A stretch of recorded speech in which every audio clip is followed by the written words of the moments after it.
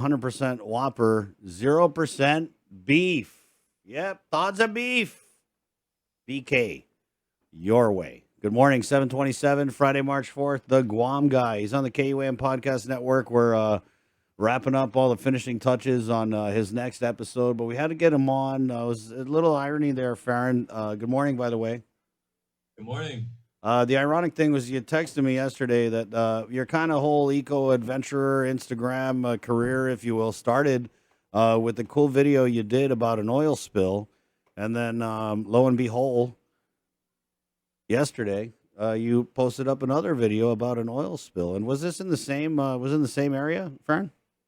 Yeah, as an observer, it came across the exact same place. I don't know if the origin is exactly the same. Yeah. I don't know if they ever had conclusions on the first spill, or even the second one is still being investigated. But yeah, it passed right by Outhouse Beach in Apra Harbor and wound up somewhere at Hotel Wharf in that area.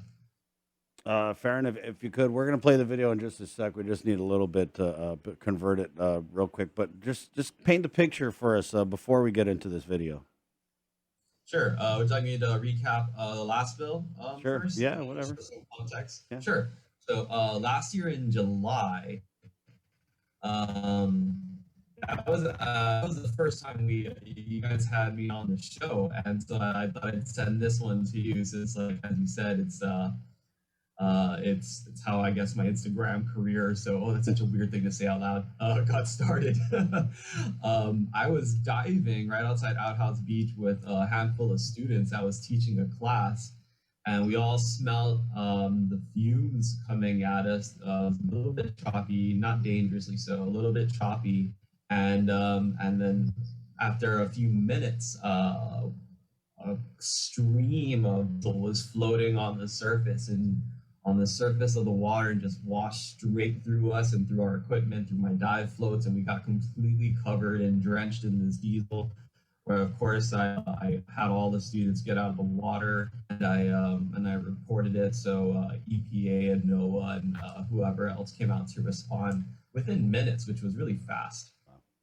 And now here we are at the same beach. What is that? That was last July. It's only March now, so less than a year later. We have a similar thing happening. I actually wasn't in the water this time, thankfully.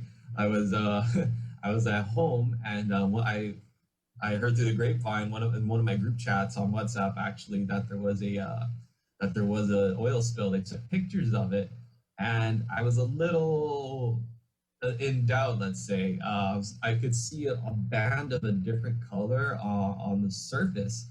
But to me, it looked more just like a surface current. Sometimes just like water moving at different speeds will look different from each other, and might look like might just look like a surface current of water. But I gave the benefit of the doubt, and just took them at their word. And I just wanted to drive down and have a look. And actually, I mostly wanted to see what the recovery effort looks like. And so that's what the focus of this particular video is.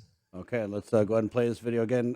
Guys, 7:30 here on Friday. Farron Taijeron. We call him the Guam Guy. He's got a great podcast on the KUAM Podcast Network. And here's the vid that he posted about this oil spill that we're discovering, we're talking about in Apra Harbor. Here we are at Outhouse Beach again, and it looks like there's another oil spill.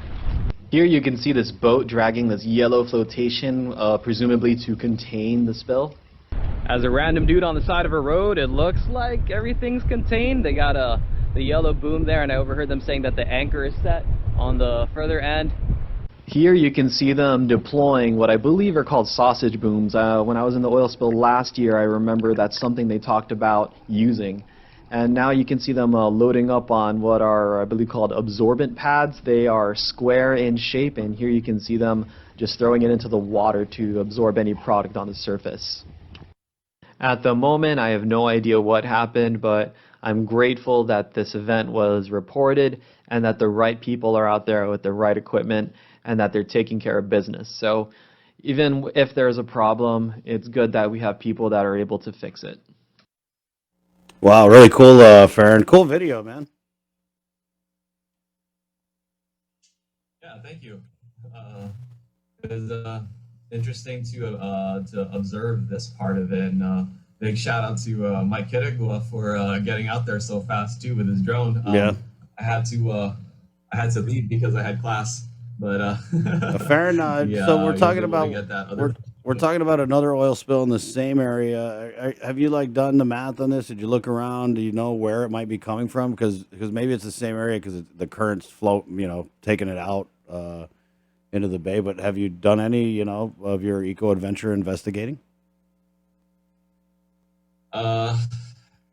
No, I haven't. I mean, I've thought about it a bit with the wind direction. However, I don't want to speculate and potentially just name any names or places when Yeah. it could be coming from further upwind. And both of these days we had it looked like east by southeast winds. So that's most of the harbor, most of the inner Apra harbor anyway. But yeah, I don't want to name names Okay. or anything because it's just my guess. I've not investigated them myself. Well, side message me, bro, and Not good, that I good, would know how to anyway. right, good catch, and we'll get you on. I think we're getting you on next week to talk about the new episode. So take care of yourself till then, Farron. Okay. Right on. Thank you, my friend. He is the Guam Guy Farron.